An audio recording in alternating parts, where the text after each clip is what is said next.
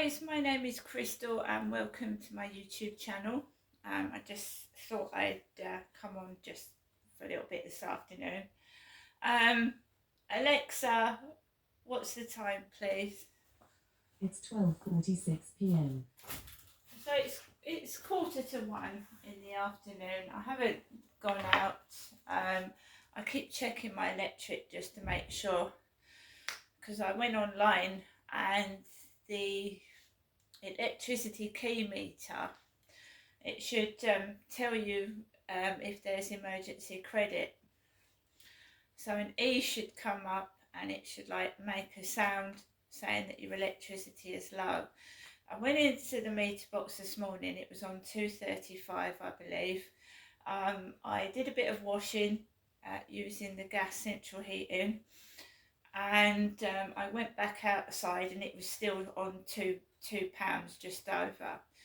So when I take Max for a walk, I'll check the electricity again, but hopefully that'll last me till tomorrow, and we'll sort it out tomorrow. The reason why I stayed in today was I was expecting my medication. I'd paid £5 to get Boots to deliver my medication to my address, and I knew I couldn't go out anywhere today, because when a delivery driver delivers medication, it shouldn't be left on the floor, because it's my medication and pills are dangerous in the wrong hands. So, well, I'll say about half an hour ago my buzzer went, and it was my medication from Boots, and it was open, it wasn't sealed, so the bag was open. A small little chap with a yellow reflective light vest rang my buzzer, and I went downstairs. I did, because I'm Crystal. I went downstairs. This little grey bearded guy said it's really hard to get into this place. I went, yeah, it's all locked up. Well, it is, it's like a prison. And he went, here you are, love. He went, here you are, love. Handed me my medication, and I've just brought it up the stairs. I haven't gone down to see if there's any post. I would imagine we have been getting the post early, so I would imagine the post has probably been already. Oh, he asked me my surname. So the guy said to me, what's your surname? And I said Marshall. Before he gave me the medication, he asked me what my surname was, and I said Marshall. So I'm just going to show you my medication, which you've probably seen many times before. This is for my pain in the face and jaw, which I get every day. And if I don't take medication, the pain feels unbearable. This is Tizafen, 0.5 milligrams tablets. So that's for my pain in the face. The last time I saw a neurologist at the Medway Maritime Hospital was years ago, and they said there's nothing else we can do for you.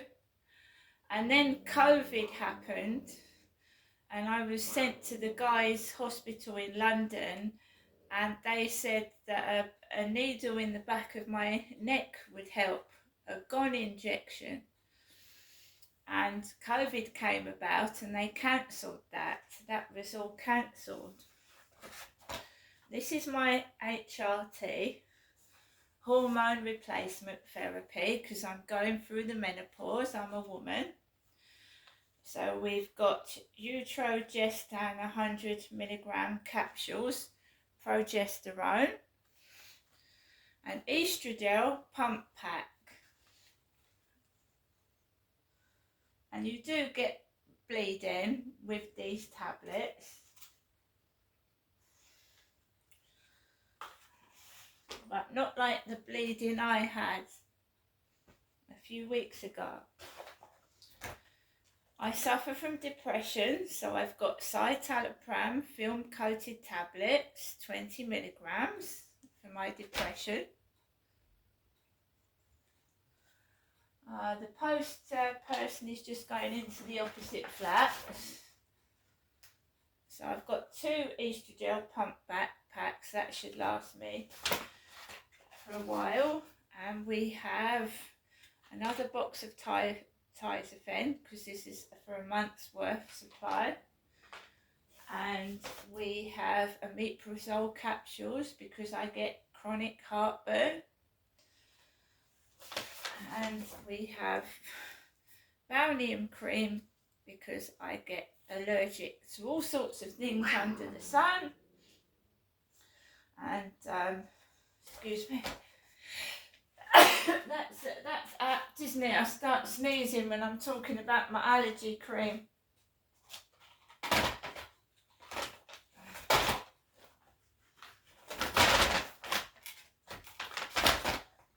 So yeah, the post person is over the opposite flat. So with Boots With You for Life, I'm made from 100% recycled paper. Number 7, Liz Earle Botanics Soap and Glory, and 17. So my prescription has been delivered. So we've got round that one. They stopped delivering my medication because it was being delivered for free. So every time I get my prescription delivered, I have to pay £5, which is fair enough. There's days when I'm crippled with depression. There's days when I'm crippled with pain. There's days when the menopause renders me absolutely useless because I can't remember anything. Brain fog, I can't remember anything. I've gone out before and I forgot, I know where I live, but I can't get it out of my mouth. It's brain fog, and I take a lot of medication as well. I take a load of painkillers to stop the pain. People look at you and they think, they just see part of your life. They don't see all of it. They don't see the times when you're hunched up with pain, clutching a hot water bottle. They don't see you struggling to get words out of your mouth because the medication makes your brain all fuzzy. They don't see you holding yourself together outside when you feel like falling over because you feel dizzy and faint. Because people like me don't shout about it. We don't tell anybody. We don't scream it out and let, you know, I don't want people's sympathy. I don't want, you know, actual help. I just want to feel better. And when I go around to my mum's and I get shouted at, and I know she can stop it, I know she doesn't, she knows what she's doing, and it hurts me and it affects my mental health. So when she goes on and on and on, Genestra, you're trying to copy me, why would you want to be me for? I don't want to be my mother, I want to be myself, right? And the only way I'm going to accomplish that is being by myself and not having, her interference. It is having a really, really profound effect on my mental health. The way I'm spoken to when I go around to my mum's and the way I'm being treated, it really, really makes me feel awful. There are times, and it used to happen when my dad was alive and I was around with my dad as well. I had a visitor the day after I'd come back from my mum and dad's, and I was almost crying. They said, "What's wrong with you?" I goes, "Well, I've just been round to my parents and I've been shouted at.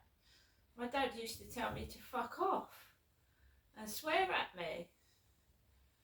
And I don't want it anymore. I'm getting older. My mum has got a neighbour that goes in daily to see that she's all right. And Charlotte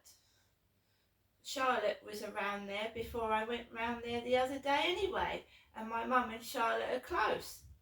They are. So I'm just getting on with my own life now.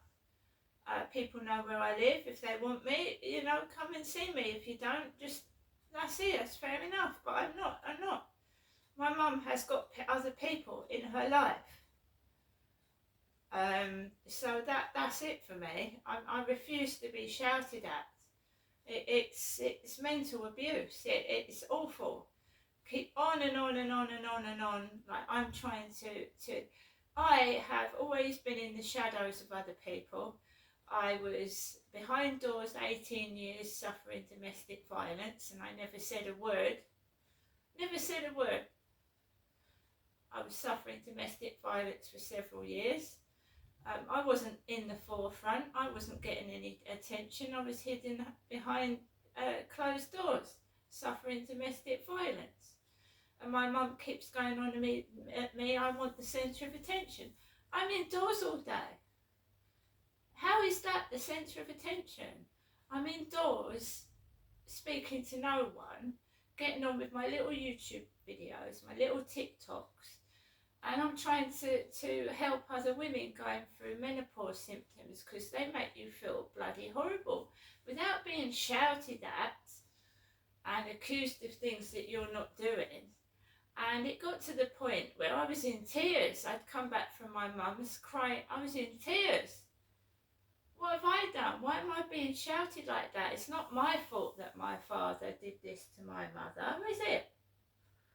And I don't want to feel like that anymore. And I know she's my mum and I care about her, she's my mum, but when I go up there, it's like she hates me. Absolutely hates me, and she's jealous of me, and that I feel bad about myself, and I've done nothing wrong.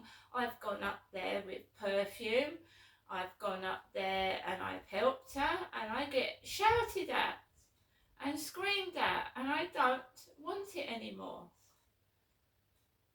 And I don't need the handouts. I don't go up there because of money. I went up there to see my mum, and I'm getting almost spat at and shouted at, and I just can't take that anymore. Not from someone that's supposed to be a member of my family, and I'm not putting up with it.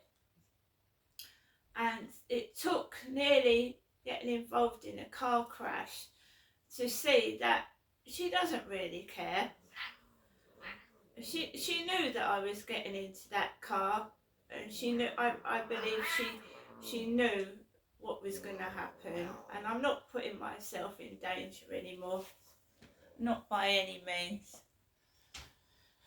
I don't know why she keeps ringing, because when she rings and rings, and then when I go up there, I'm shouted at and treated like shit, and I'm tired of it, and I'm looking after myself now.